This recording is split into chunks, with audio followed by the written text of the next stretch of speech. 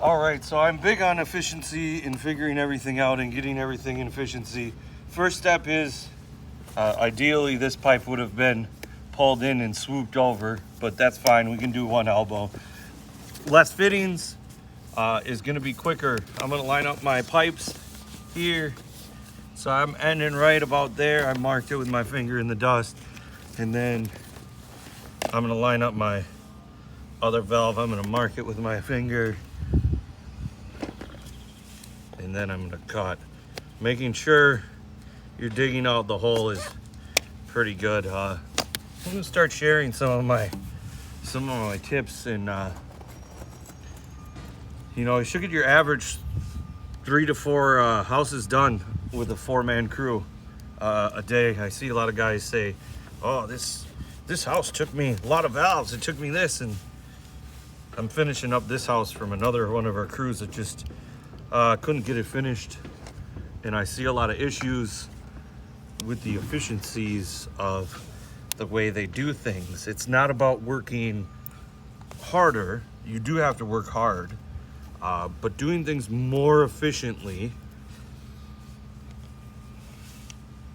it actually makes life easier for you to have things. These are gonna have a little bit of a bend in it, no problem. I'm gonna start with my first pipe. I'm gonna mark on the outside of my bend. It's gonna be a little bit longer. I'm not counting the one on the elbow as a first pipe because I just am, I want it to flex and be able to get in.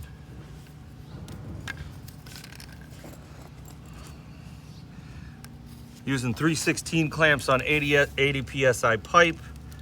Don't use 331s. So see, I got the extra flex. Also note that I put this on the trailer, the deck of the trailer, tightened it down with the channel locks. They do say tan tight, but if you follow that direction, they do leak. I know a lot of guys are gonna say, "Oh, manifold tees leak." Man, try out the spears, tighten them down on a flat surface, tight with the channel locks, and you'll be good. Pull out my cutter, get this other valve. Oh, black pipe. She want the black pipe. Give it, give it, give it.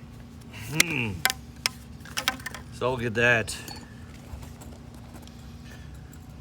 I know there is a process. So the 4-man process.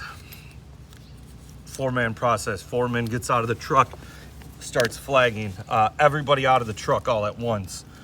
Don't let guys sit in the truck on their phones. It's not time to break. You just got a long drive into the job site, most likely. At least you got some type of drive to the job site. Everybody out of the truck and working.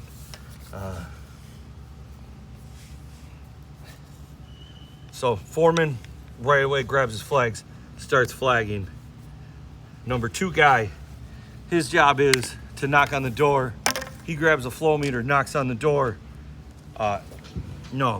He knocks on the door, gets the controller location. The other guy, the 3rd guy, should already have the flow meter and know if the water's on at the backflow or not. He tells number 2 if he needs the water on. If he says water's good, he takes a flow reading. Take a flow reading at every house. It'll stop you from getting bit in the butt later. Definitely had some saves from a flow meter.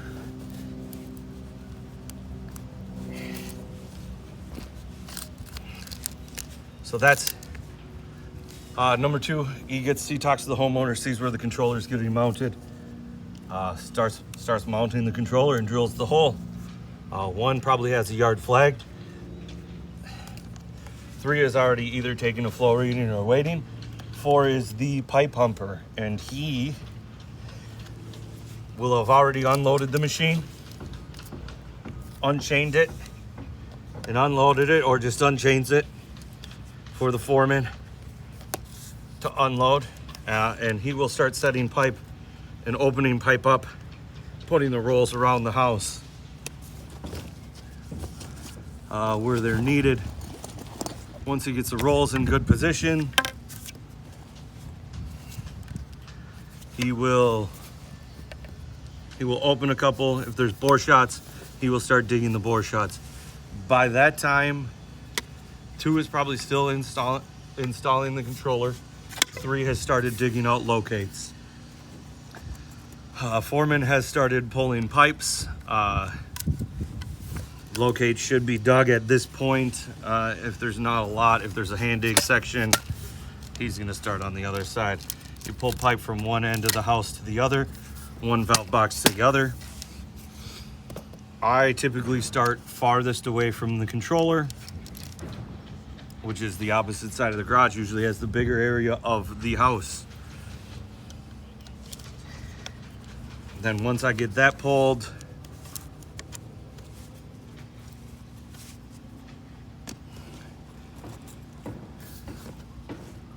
once that area is pulled, you know, by that time, 2 and 3 should start putting in heads. They dig a head, put a head in. Dig a head, put a head in. So every hole is only being brought to once. You're not digging everything out. You're not coming back to stuff.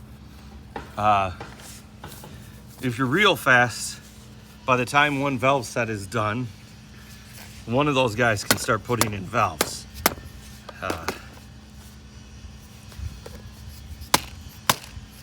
Although here's the option. If your pipe humper, the guy that's unrolling pipe, he could also put in one set, and the foreman could put in one set. Wire everything up. This is why it's important to have a wiring pattern that matches every time. All right, got the valve in, so that'll be that.